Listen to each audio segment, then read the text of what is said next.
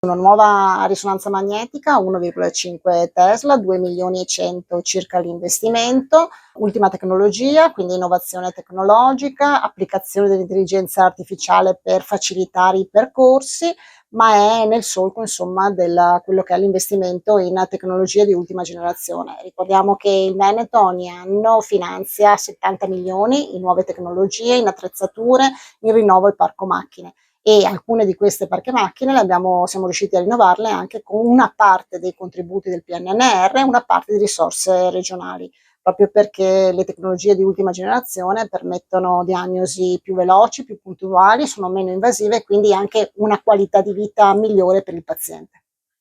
Strumenti che elevano performance ospedaliere, ma anche sempre una maggiore integrazione tra ospedale e territorio.